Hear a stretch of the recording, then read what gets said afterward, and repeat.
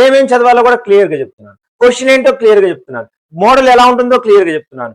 ఏమేం చదవాలో క్లియర్ గా చెప్తున్నాను. కాబట్టి ఎక్కడ స్కిప్ చేయొద్దు. హాయ్, నేను మీ రెహమాన్ సార్ని. ఈ రోజు వీడియో ప్రత్యేకంగా 10th క్లాస్ స్టూడెంట్స్ కోసం. ఎవరైతే 2026-27 మార్చిలో ఎస్ఎస్సి పబ్లిక్ ఎగ్జామ్ రాయబోతున్నారో వారికి ఉద్దేశించినటువంటిది ఈ వీడియో. ఈ వీడియోలో మనం మారినటువంటి ఈ రోజు రిలీజ్ అయినటువంటి బ్లూ ప్రింట్ అలాగే మోడల్ పేపర్ని క్లియర్గా ఎక్స్ప్లెయిన్ చేస్తాను. ఈ వీడియోని ఎక్కడా స్కిప్ చేయకుండా పూర్తిగా చూడండి. మీకు 100% మారిన పేపర్ అర్థమవుతుంది.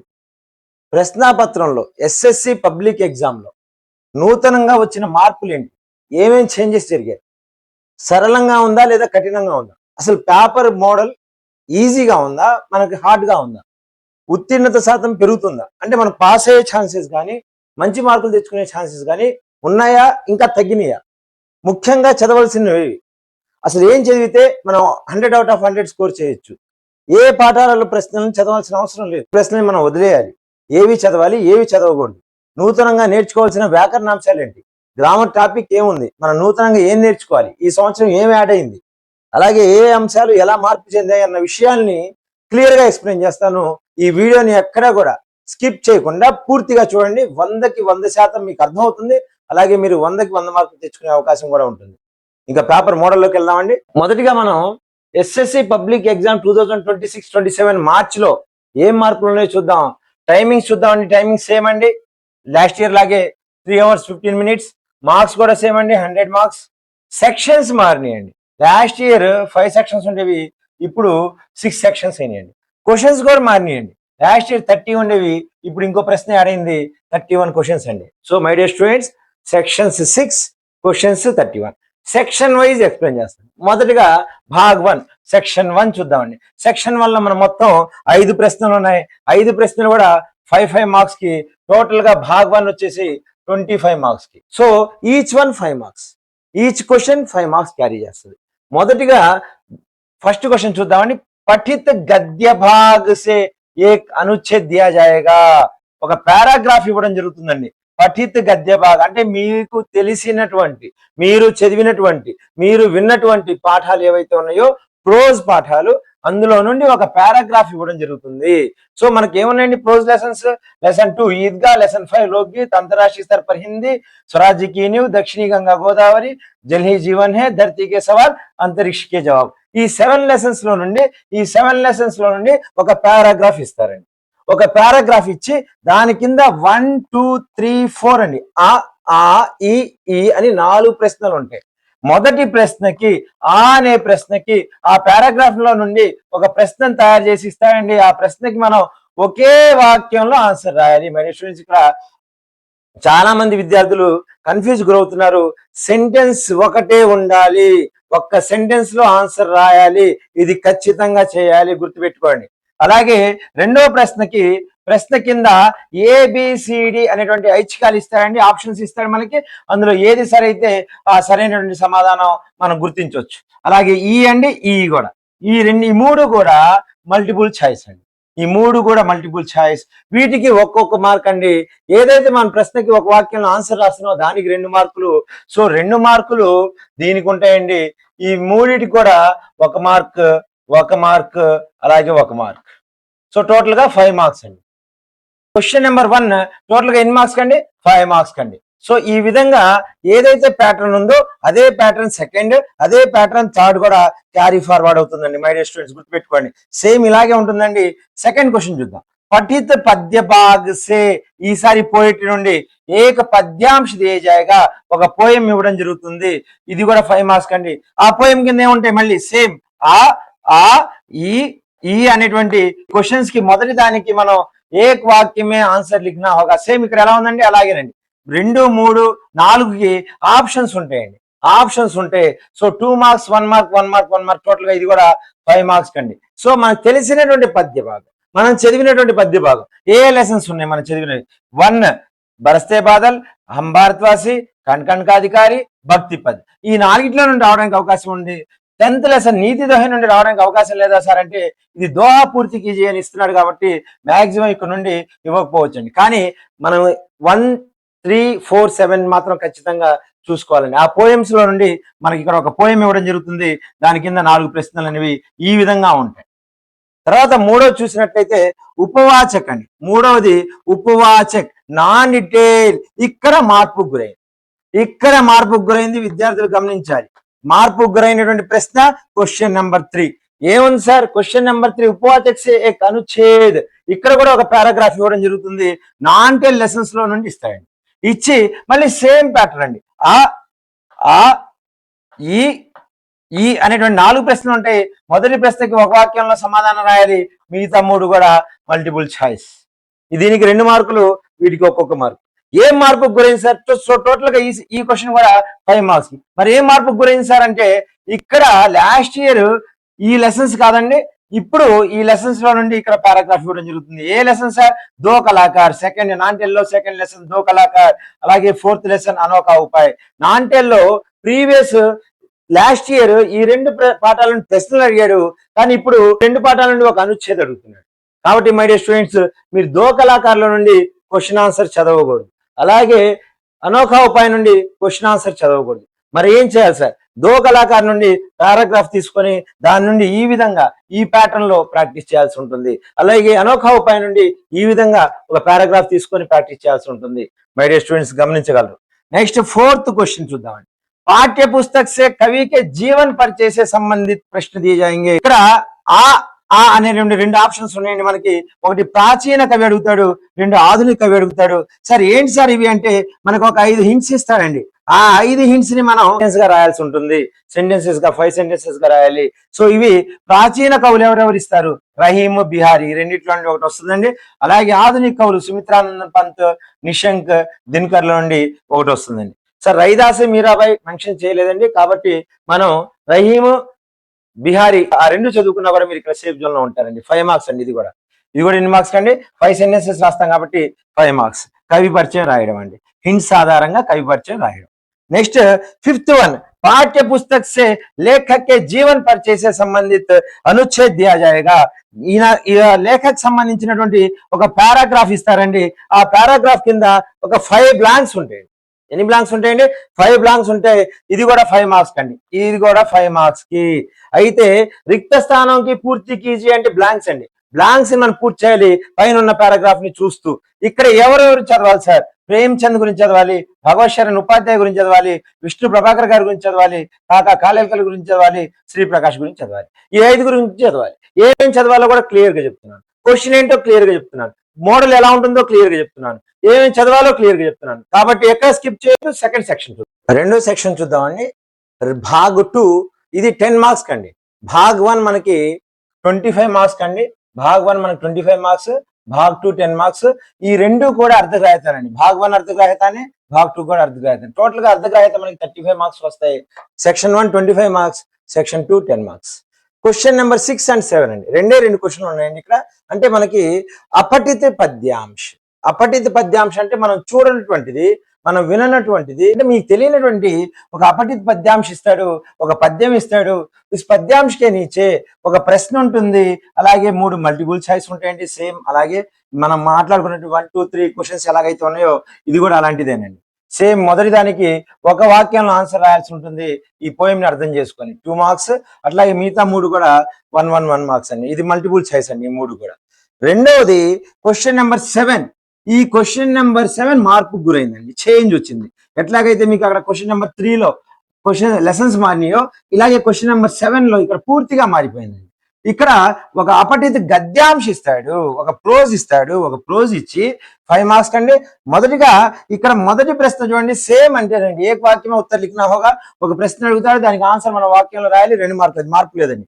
ఈ 3 మారినాయండి. ఈ 3 కొత్తగా వచ్చినాయి. 2026 27 బ్యాచ్ లో ఏం కొత్తగా వచ్చినాయి అంటే ఈ 3 కొత్తగా వచ్చినాయి. ఏంటంటే ఆ 3 ప్రశ్నలు చూడండి. మొదటిగా 2వ గమనిస్తే వాక్యక సహీ క్రమ పహచానియే. ఈ వాక్యం యొక్క సహీ క్రమం ఎలా ఉంటుంది? అయితే ఇది ఈజీ అనండి. ఎందుకు ఈజీ అంటే ఈ ఇచ్చిన వాక్యము యొక్క సహీ రూపం ఏంటి, వాస్తవ రూపం ఏంటి అని అడుగుతాడు. వీడు కొంచెం కన్ఫ్యూజ్ చేసి జంబ్లింగ్ చేసి ఇస్తాడు. దీని వాస్తవ రూపం ఈ మూడిట్లో ఒకటి ఉంటుందండి. ఈ మూడిట్లో ఒకటి ఉంటుంది. ఈ మూడిట్లో ఒకటి ఉందని మీకు ఎలా తెలుస్తుంది? ఈ పారాగ్రాఫ్లు చూసుకోవాలండి. ఈ పారాగ్రాఫ్ చూసుకొని ఆ వాక్యం ఎక్కడ ఉందో చూసి ఆ వాక్యం అచ్చంగా అలాగే ఎక్కడ ఉంది అని కాపీ పేస్ట్ చూసుకుంటే సరిపోద్దండి. ఇది కూడా ఈజీ, 1 మార్క్ ఈజీగా తెచ్చుకోవచ్చు.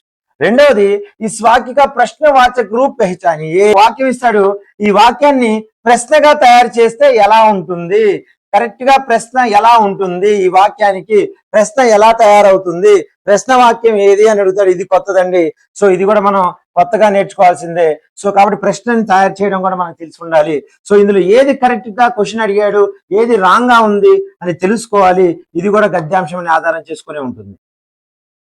ఇక్కడ విద్యార్థులు కొంచెం జాగ్రత్తగా ఉండాలి. इस प्रश्न में अनुच्छेद से संबंधित एक चिह्न विराम चिह्न ఇచ్చాయండి. ఇది నూతనంగా వచ్చిన వ్యాకరణాంశం అండి, గుర్తుపెట్టుకోవాలి స్టూడెంట్స్, టీచర్స్, రెస్పెక్టెడ్ టీచర్స్. విరామ్ చిహ్న నేర్పించాలి విద్యార్థులు. విరామ్ చిహ్న వాటి పేర్లు నేర్పించాలి. సో ఖచ్చితంగా 1 మార్క్, ఖచ్చితంగా 1 మార్క్. విరామ్ చిహ్న ఫర్ ఎగ్జాంపుల్ మనకి పూర్ణ విరామ్, అలాగే అల్ప విరామ్, అలాగే ఇక్కడ ఉద్ధరణ చిహ్న ఇచ్చారండి. ఇలా ఇచ్చి ఇన్వర్టెడ్ కామాస్ ఇస్తే దాన్ని ఏమనాలి అంటాడు. సో ఇక్కడ చూడండి, ఇది కూడా పారాగ్రాఫ్ నుండి ఇస్తాడు. మీకు పారాగ్రాఫ్ లో వచ్చినటువంటి ఒక విరామ చిహ్నాల్ని వాడు ఇచ్చి, చూడండి ఇక్కడ प्रश्न में अनुच्छेद से संबंधित एक चिन्ह दिया जाएगा, उस चिन्ह का नाम पहचानना होगा. ఆ చిహ్నం యొక్క పేరు ఈ మూడిట్లో ఒకటి ఉంటుందండి. దాన్ని మీరు సెలెక్ట్ చేసి రాసుకోవాల్సి ఉంటుంది ఆన్సర్ షీట్ లో. సో ఈ విధంగా మనం ఇక్కడ గమనిస్తే వాక్య సహీ క్రమ పహచాన్నా, అలాగే ప్రశ్నవాచక రూప్ బనానా, అలాగే విరామ్ చిహ్న కా నామ్ పహచాన్నా, ఇలా 3 కూడా మనకి కొత్తగా ఇవ్వడం జరిగింది. క్వశ్చన్ నెంబర్ 7 విద్యార్థులు, టీచర్స్ అందరూ కూడా ఈ విషయంలో క్వశ్చన్ నెంబర్ 7 విషయంలో కొంచెం అలర్ట్ గా ఉండి విద్యార్థులు నేర్పిస్తారని ఆశిస్తున్నాను. విద్యార్థులు కూడా ఎక్కువగా కాన్సన్ట్రేట్ చేయాల్సిన అవసరం ఉంది దీని దగ్గర కూడా. ఇది కూడా టోటల్ గా 5 మార్క్స్. ఈ విధంగా సెక్షన్ 2 మనకి 10 మార్క్స్ వస్తుందండి. ఇప్పటి వరకు మనకు అర్ధగ్రాహ్యత అయిపోయిందండి.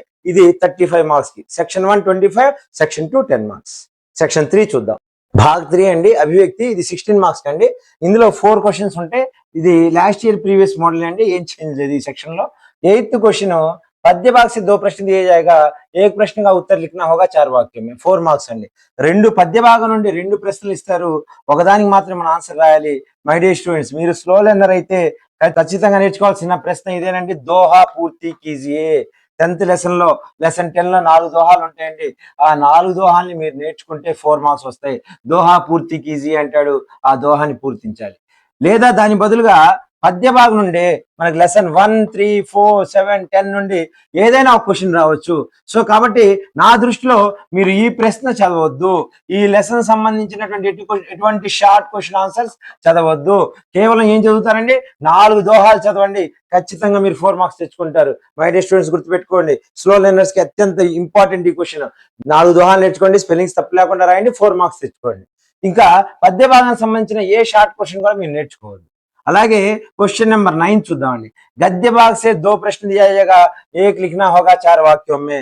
గద్య భాగం నుండి 2 ప్రశ్నలు ఇస్తారు, అందులో ఒకటి రాయాలి. అయితే ఇక్కడ ట్విస్ట్ ఏంటంటే లెసన్ 1 to 6 వరకు మాత్రమేనండి. అంటే ఫర్ ఎగ్జాంపుల్ మనకి ఏమన్నాయి గద్య భాగ లెసన్స్, ఈద్గా, లోక్ గీత్, అంతరాష్ట్రీయ సర్ పర్ హిందీ. ఈ 3 లెసన్స్ లో నుండి 2 ప్రశ్నలు వస్తాయి. ఒకదానికి మీరు ఆన్సర్ చేయండి, 4 మార్కులు తెచ్చుకోండి. అలాగే క్వశ్చన్ నెంబర్ 10 చూసినట్లయితే గద్య భాగ సే 2 ప్రశ్న దియా జాయేగా, ఏక్ లిఖనా హోగా 4 వాక్యోं में. మళ్ళీ దీనికి కూడా 4 మార్క్స్ అండి. ఈసారి ఈ ప్రశ్న క్వశ్చన్ నెంబర్ 10 మీకు లెసన్ నెంబర్ 7 to 12 అండి. లెసన్ నెంబర్ 7 to 12 ఏమున్నాయి సార్? లెసన్ నెంబర్ 7 to 12 రాజకీయ న్యూ, దక్షిణ గంగా గోదావరి, అలాగే జల్ హీ జీవన్ హై, ధరతీ కే సవాల్, అంతరిక్ష హే జావ్. ఈ 4 లెసన్స్ లో నుండి 2 ప్రశ్నలు ఇస్తాడు, మీరు ఒకదానికి ఆన్సర్ చేయాలి, 4 మార్క్స్ అండి. ఇంకా క్వశ్చన్ నెంబర్ 11 చూసినట్లయితే ఉపవాచకం నుండి 2 ప్రశ్నలు ఇవ్వడం జరుగుతుంది, ఒక ప్రశ్నకు ఆన్సర్ చేస్తే చాలు. ఈ సంవత్సరం ఇక్కడ పాఠాలు మార్చాడండి. లాస్ట్ ఇయర్ వేరు, ఈ సంవత్సరం వేరు. ఇక్కడ క్రాంతికి రాహమే నుండి ఇవ్వడం జరుగుతుంది, అలాగే అప్నే స్కూల్ కా యొక్క ఉపహార్ నుండి ఒక క్వశ్చన్ ఇవ్వడం జరుగుతుంది. ఈ రెండిట్లో ఏదైనా ఒకటి ఆన్సర్ చేస్తే చాలని. ఒకవేళ మీరు స్లో లెర్నర్ అయితే ఈ రెండిట్లో ఏదో ఒక లెసన్ ని పూర్తిగా చదువుకోండి. ఫర్ ఎగ్జాంపుల్ శాంతికి రాహమేలో మనకి 4 ప్రశ్నలు ఉన్నాయి, అదే అప్నే స్కూల్ కా ఉపహార్ లో 3 క్వశ్చన్లు ఉన్నాయి. నాకు తెలిసి ఒక లెసన్ ని పూర్తిగా చదువుకోండి, ఖచ్చితంగా మై డియర్ స్టూడెంట్స్ మీకు ఇక్కడ 4 మార్క్స్ అనేది రావడం జరుగుతుంది.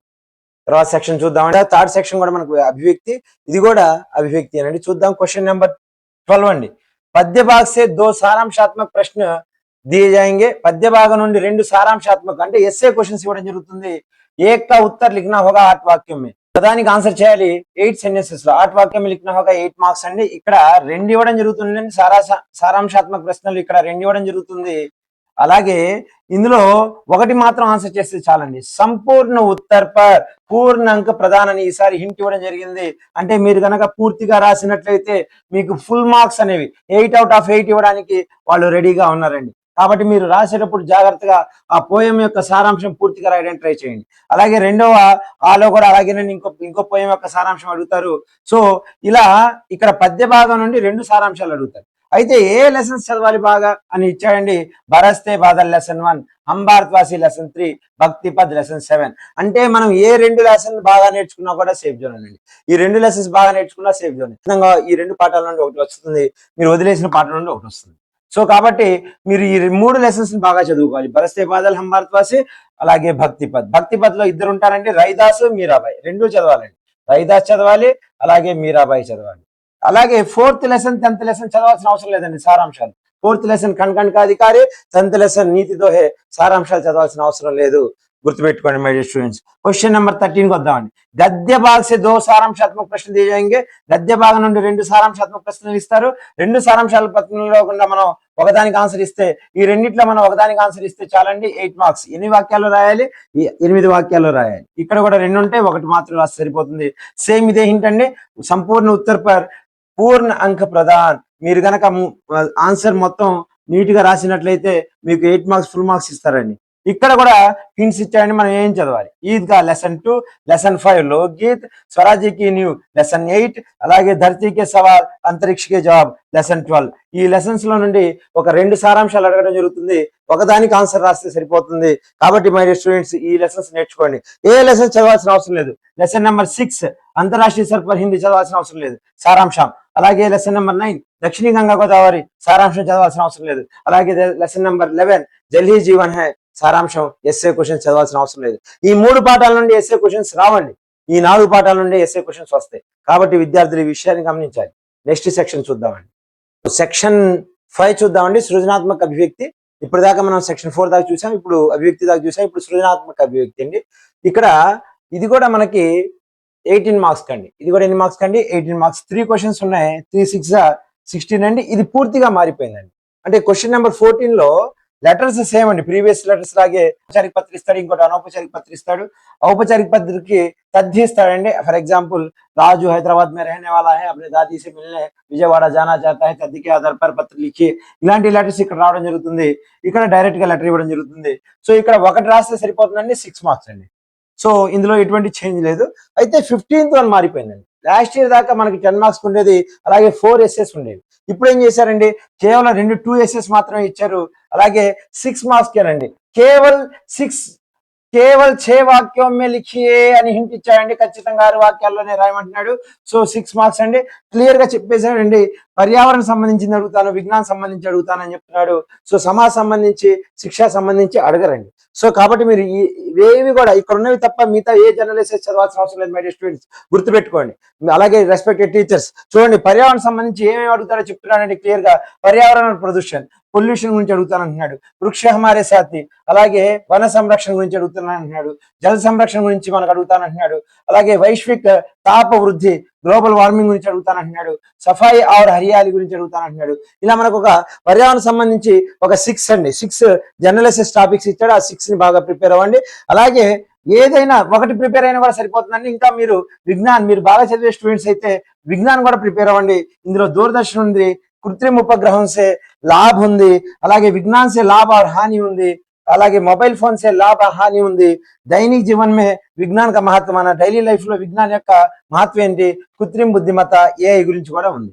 సో ఈ విధంగా ఈ జనరల్ ఎస్ఎస్ ని చదివితే సరిపోతుంది. కానీ ఇక్కడ అతను నోట్ చేసింది ఏంటి అంటే కేవలం 6 వాక్యమే లిఖనా హోగా, 6 వాక్యాల్లో రాయమంటున్నాడండి. మై డియర్ స్టూడెంట్స్ గుర్తుపెట్టుకోండి. అంటే చాలా చిన్నగా రాయాలి. ఇంత ముందులాగా 10 మార్కులకి మనం ఎస్ఎస్ పెద్దగా రాసినట్టు కాకుండా చిన్నగా రాసే ప్రయత్నం చేయాలి. Question number 15 my dear students మీరు బాగా ప్రిపేర్ అవ్వాల్సి ఉంటుంది.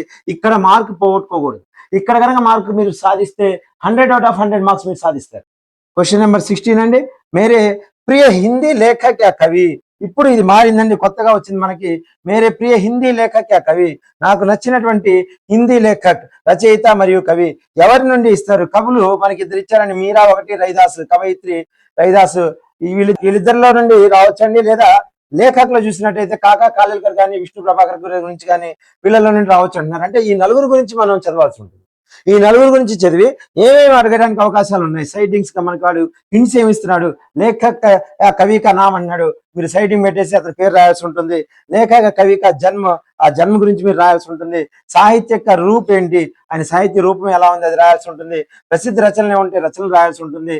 విశేషత పురస్కారాలు ఏమనంటే పురస్కారాలు రాయాల్సి ఉంటుంది. అలాగే ప్రియ హోనే కా కారణం, ఎందుకు అతను మీకు నచ్చాడు అనే విషయాన్ని ఇక్కడ రాయాలి. ఈ పాయింట్ ని చాలా జాగ్రత్తగా ఉండాలి. ఈ పాయింట్లు మీరు ఎలా రాస్తారనే విషయాన్ని బట్టి ఇది 6 out of 6 మార్క్స్ తెచ్చుకోవడానికి అవకాశం ఉంటుంది. కాబట్టి మరి స్టూడెంట్స్ మీరందరూ కూడా క్వశ్చన్ నెంబర్ 15, క్వశ్చన్ నెంబర్ 16 కొత్తగా మార్పులు జరిగాయి కాబట్టి ఈ క్వశ్చన్స్ ని జాగ్రత్తగా ఉండాలని కోరుకుంటున్నాను. నెక్స్ట్ మనం భాషాకి బాత్ చూద్దామండి. లాస్ట్ సెక్షన్ 6th సెక్షన్ భాషాకి బాత్ అండి. భాషాకి బాత్. సో ఈ లాస్ట్ సెక్షన్ వచ్చేసి మనకి 15 మార్క్స్ అండి. యాజ్ ఇట్ ఈజ్ అండి, ప్రీవియస్ ఎలా ఉందో అలాగే ఉంది, ఎటువంటి మార్పు లేదండి. So question number 17, question numbers ఒకటి మారి మనకి 31 క్వశ్చన్స్ అండి టోటల్ గా. సో క్వశ్చన్ నెంబర్ 17 తత్సం తద్భవం అండి, లేదా తద్భవ తత్సం ఏదైనా అడగొచ్చండి. ఇక్కడ 3 ఆప్షన్లు ఇస్తారు, ఒకటి సెలెక్ట్ చేసి రాయాల్సి ఉంటుంది. సో 18th వన్ క్రియ, 19th వన్ సంఖ్య అండి నెంబర్, 20 कारक అండి, 21 पर्यायवाची शब्द, 22 विलोम शब्द, 23 समास, 24 संधि विच्छेद, 25 उपसर्ग, 26 प्रत्यय, 27 मुहावरा, 28 लिंग, 29 वचन, 30 काल, 31 శుద్ధ రూపం అండి. ఈచ్ వన్ 1 మార్క్ అండి. స్టూడెంట్స్ మన ఛానల్లో తత్సం తద్భవం ఉంది, క్రియ ఉంది, సంఖ్య ఉంది, కారక్ ఉంది, పర్యాయవాచి శబ్దం ఉంది, అలాగే సమాస్ ఉంది, సంధి విచ్ఛేదం ఉంది, ఉపసర్గ ప్రత్యయం ఉంది, ముహావరా ఉంది, అలాగే వచన్ ఉంది, కాల్ ఉంది, శుద్ధ రూపం ఉంది. మనం ఇంకా మిస్ అయింది లింగ్ ఒకటి, విలోమ శబ్దం ఒకటి అండి. అతి త్వరలోనే వాటికి సంబంధించి కూడా వీడియోస్ చేస్తాను. కాబట్టి అన్ని గ్రామర్ పాయింట్ సంబంధించిన వీడియోస్ దాదాపుగా మన ఛానల్ ఉన్నాయి. కాబట్టి మీరు ఏ టాపిక్ కావాలన్నా, Rehman Hindi teacher for example వచన్ కావాలి, వచన్ అని కొడితే డైరెక్ట్ గా ఆ వీడియో అనేది మీకు అందుబాటులోకి రావడం జరుగుతుంది. For example Rehman Hindi teacher call అని కొడితే కాల్ అనేటువంటి వీడియో మీకు అందుబాటులోకి రావడం జరుగుతుంది. సో కాబట్టి మై డియర్ స్టూడెంట్స్, ఈ విధంగా మీరు ప్రతిదానికి 3 ఆప్షన్లు ఉంటాయండి. ప్రతిదానికి 3 ఆప్షన్లు ఉంటాయి. ఆ 3 ఆప్షన్లు ఒకదాన్ని పిక్ చేసుకోవాల్సి ఉంటుంది. ఈ విధంగా క్వశ్చన్ పేపర్ ని నీట్ గా రాయాలి. ఇదైతే జాగ్రత్తగా మీరు అందరూ కూడా ఎలర్ట్నెస్ తో ఉండాలి. మన ఛానల్ చూస్తే ఖచ్చితంగా 15 out of 15 అండి, నో డౌట్ అండి, 15 మార్కులు సాధించుకోవచ్చు. అలాగే ఈ సంవత్సరం వచ్చిన మార్పుల్ని కూడా క్లియర్ గా చెప్పాను. ఈ విధంగా మనం చూసిన సెక్షన్ 1 25 మార్క్స్, సెక్షన్ 2 10 మార్క్స్, ఇది అర్ధగ్రాహ్యత అండి. సెక్షన్ 3 16 మార్క్స్, సెక్షన్ 4 16 మార్క్స్, ఇది అభివ్యక్తి అండి. సెక్షన్ 5 18 మార్క్స్ అండి, అభివ్యక్తి సృజనాత్మకత అండి. సెక్షన్ 6 భాషాకి బాత్ 15 మార్క్స్, టోటల్ గా 100 మార్క్స్ కి పేపర్ అండి. మై డియర్ స్టూడెంట్స్, మన ఛానల్లో ఏవి ఇంపార్టెంట్ క్వశ్చన్స్, ప్రతి సెక్షన్ ఏమేమి చదవాలి క్లియర్ గా వీడియోస్ ఉన్నాయి. అలాగే ప్రతి లెసన్ సంబంధించి కూడా వీడియోస్ ఉన్నాయి. ఆ లెసన్స్ కూడా వినండి జాగ్రత్తగా. మీరందరూ కూడా రాబోయేటువంటి పబ్లిక్ ఎగ్జామ్ లో 100 out of 100 తెచ్చుకోవాలి. నా స్టూడెంట్స్ చాలా మంది 100 out of 100 తెచ్చుకున్నారు. వాళ్ళందరికీ నేను అభినందనలు తెలియజేస్తున్నాను ఈ వీడియో ద్వారా. కూడా 100 out of 100 మార్క్స్ తెచ్చుకోవాలని కోరుకుంటూ మీ రెహమాన్ సార్. ఈ వీడియో కనుక మీకు నచ్చినట్లయితే 10 మందికి, 20 మందికి, 30 మందికి, మీకు ఎంతమంది వీలైతే అంతమందికి షేర్ చేయండి. నా ఛానల్ ని ప్రోత్సహిస్తారు, అలాగే 10 మందికి షేర్ చేస్తారని, అలా చేయాలని కోరుకుంటూ మీ రెహమాన్ సార్. ధన్యవాదాలు.